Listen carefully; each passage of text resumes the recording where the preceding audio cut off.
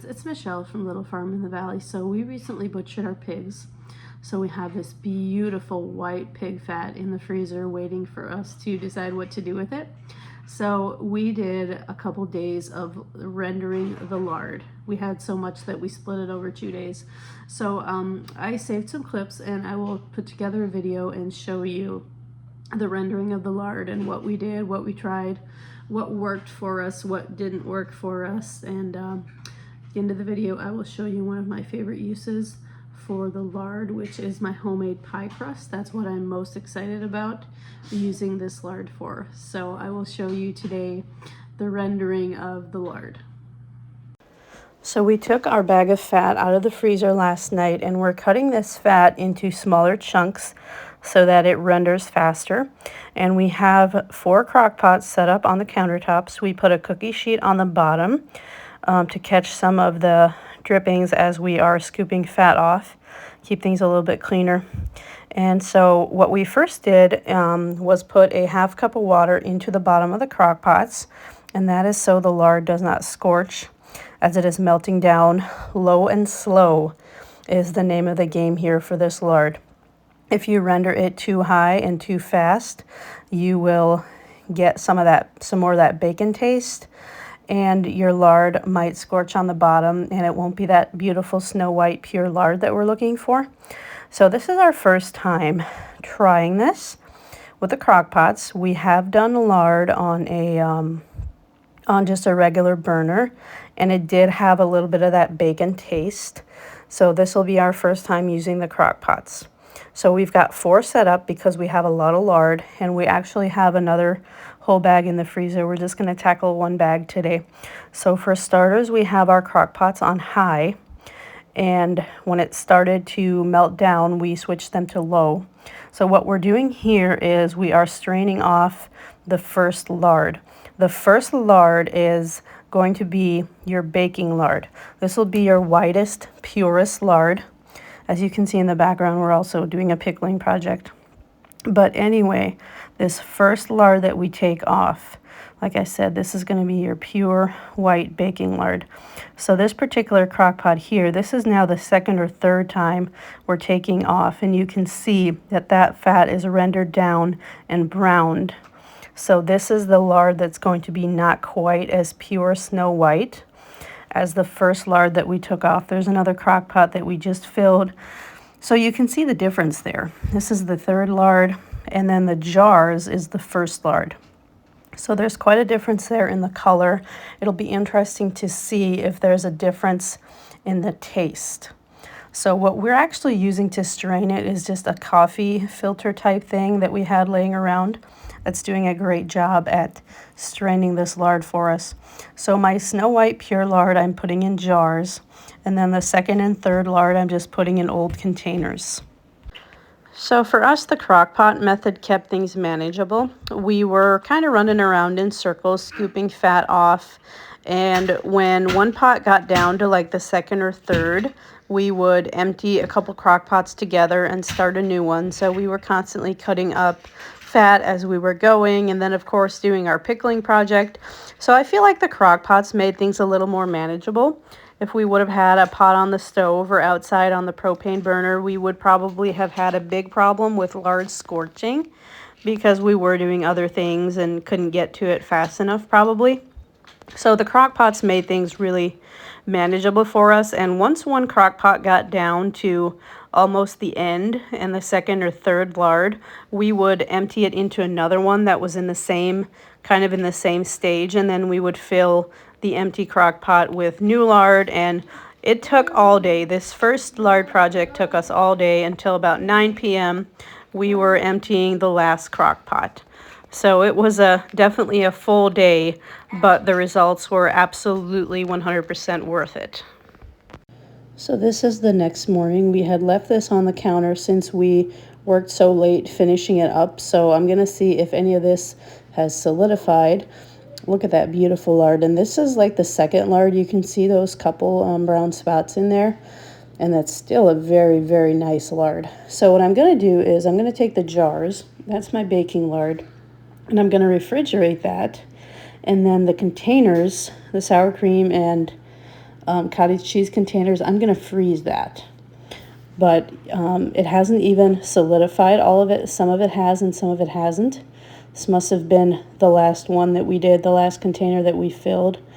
So I am so excited about this lard. Everything looks beautiful, and I have not smelled any bacon smell on any of it. So it'll be interesting when we cook with it to see if anything has a bacony flavor. But it certainly didn't smell bacony at all. So the second time that we did lard, when we took that other bag out of the freezer, I took a whole different approach and decided to run it through a grinder to see how rendering that lard would be. Now this is our old hand crank grinder, and it was time consuming, but I took a whole bag of lard and put it through that hand crank grinder. And this is the day before we rendered it. So I took pretty much that whole day and was cutting up lard and putting it through the grinder, and it was still somewhat cold. So I found that when it was still partially frozen, it was much easier to work with and would come out of the grinder easier. Then when I had soft pieces, they would kind of hang back, and I would just end up taking them out of the top, scooping it out of the top because they wouldn't go through the grinder. But basically just to see if this will go quicker. We'll see how it goes. The other lard project took from like 6 in the morning to 10 p.m. So it'll be interesting to see tomorrow morning if this one will be quicker or if it'll be about the same amount of time.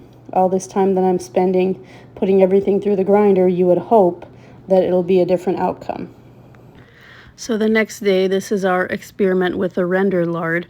So it was the same volume of lard almost than the bag that we had before, so it was a lot of lard. But the process of rendering it actually compounded it down quite a bit, so we could really pack a lot of lard into the crock pots. We still did 4 crock pots, and instead of taking from 7 in the morning till about 10, this took from about 6 a.m. to 2 or 3 p.m. So we were able to pack a whole lot more lard in there, and it rendered down a lot quicker. So yes, the grinder experiment was a good one, even though in our case, with our old hand crank grinder, it took quite a while. There you can see the rendered pieces. So yes, it did go quite a bit faster. And we have beautiful, beautiful lard. So both ways worked, but the one with the grinder definitely was a lot quicker, and we could pack more into the crock pots at one time. So for my homemade pie crust, I want to show you the stars of the show, if you will. So this is our lard. This is the first lard that we took off, the baking lard, and it doesn't get much whiter than this. It is a beautiful, beautiful lard, and we just refrigerated this, and some of this actually sealed. This particular one was one of them that sealed, but yeah, it doesn't get much snow whiter than this lard. So this is what I'm putting aside in jars and using for the baking, which is the pie crust that we're making. And then the other thing is our homemade butter from our Jersey cow. So these are the stars of the show here. For the pie crust, our pasture raised lard and our homemade butter from our Jersey cow. Okay, for our pie crust recipe, we're going to start with 3 cups of flour. So I have a pretty big bowl here, and I'm just doing 3 cups of all-purpose flour to start off with.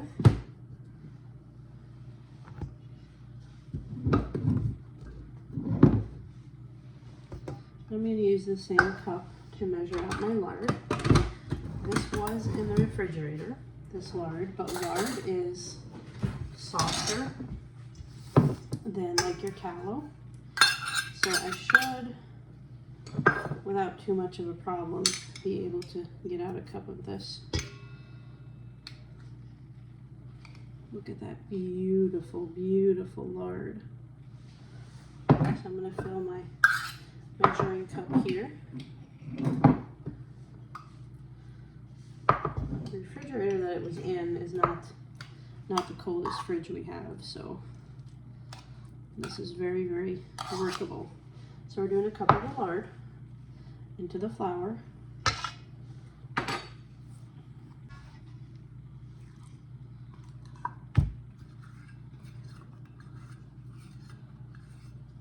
So the lard was the easy part. The butter is what's sometimes a little bit more challenging to cut into our flour and lard mixture here.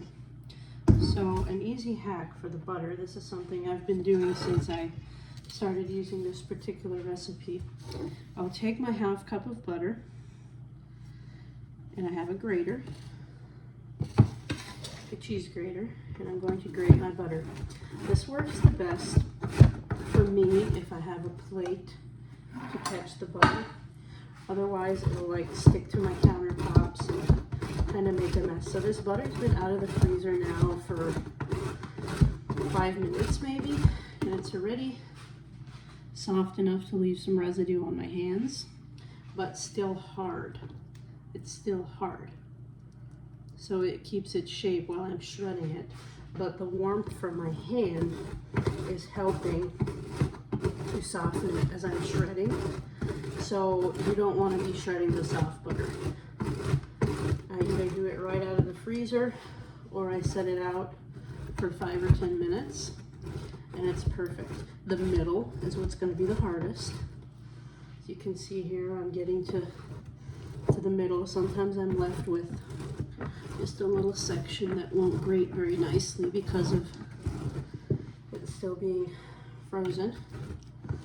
But for the most part, it works really, really well, and it's kind of a time saver when you're cutting those ingredients into your flour that your butter is already shredded.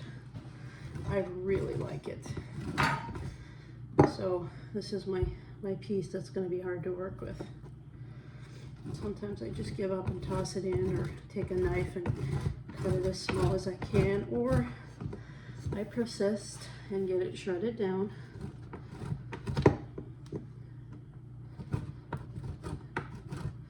Just got to be careful that you don't cut your finger or anything when you get down to this last bit of it.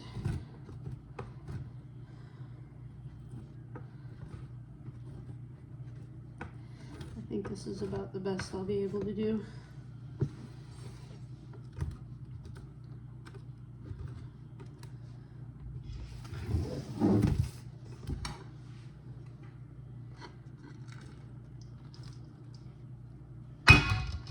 So there's still quite a bit stuck in there, and there's a little bit on my plate.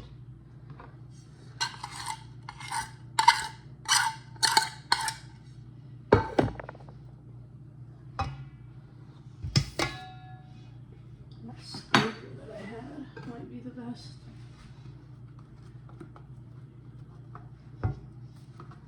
So now I'm going to cut these ingredients into the flour, the lard and the butter. Oops.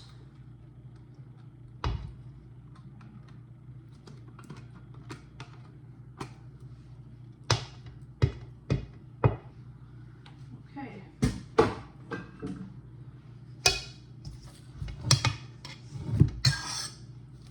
It goes really fast with the butter being shredded already.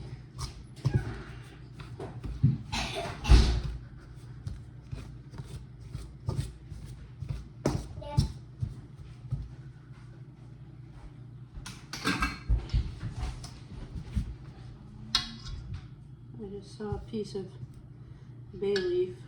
I put some bay leaves in my flour to keep away bugs and critters, and sometimes I end up with a bay leaf when I'm mixing something up. There's another little piece. It's worked really well. I've never had critters in my flour, and sometimes I store flour for up to a year. So this is cutting beautifully without too much effort. So now I'm going to add the rest of my ingredients. I've got an egg, from our free-range chickens. This is an olive egg. This is a green one from an olive egger.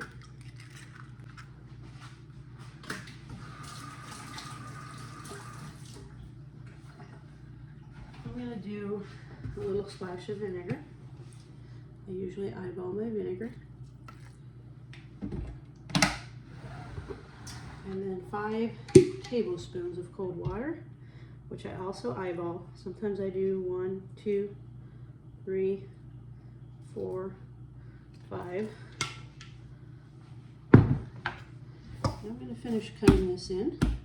I just cut in these last ingredients for like 5 or 10 seconds, and then I'll finish by hand.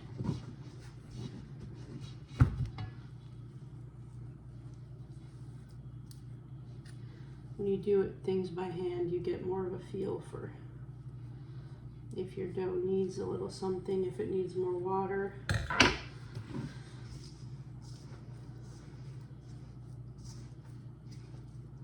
So now we'll just use our fingers to almost massage this into more of a crust form here. So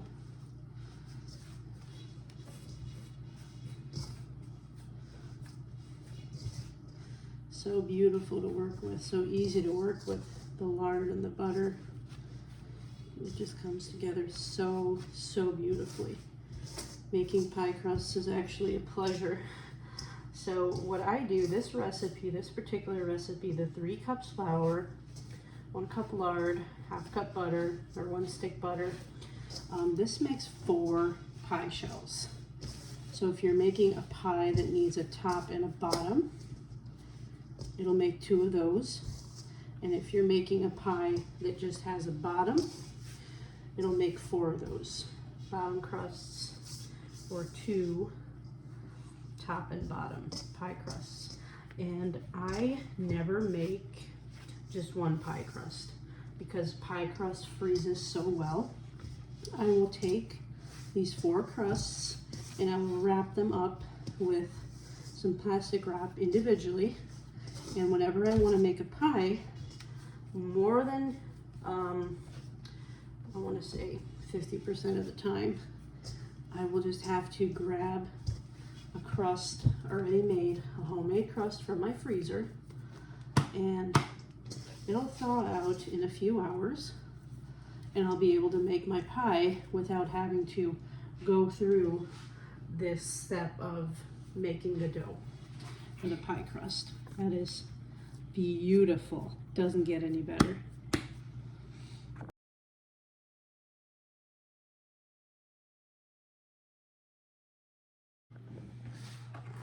So I have also been using the lard for frying, and it's worked absolutely great. I made some homemade cheese curds. I made some stuffed banana peppers, and I think I've even done some chicken nuggets in the lard, and the taste is great. And even that second or third lard that we took off, the lard that's not necessarily snow white for baking, even that lard did not have a bacon smell or taste. And I really think it's because of the way that we slowly did it in the crock pot. That really helped for not having that. People say it's almost still a pig smell, but I have not. I have quite a sensitive nose, and I have not one time so far smelled or tasted that.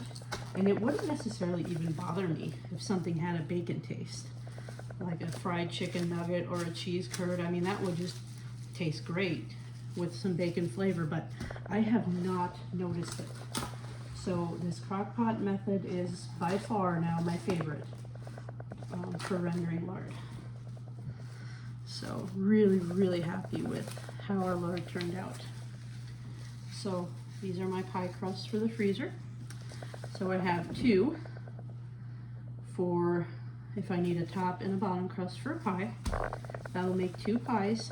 And if I need just the bottom crust, it's going to be 4 pies. So that is my favorite way to do pie crusts for the freezer. So anyway, guys, thank you for watching. If you enjoyed this video, as always, don't forget to like, share, and subscribe so you never miss a video, and we will talk to you soon.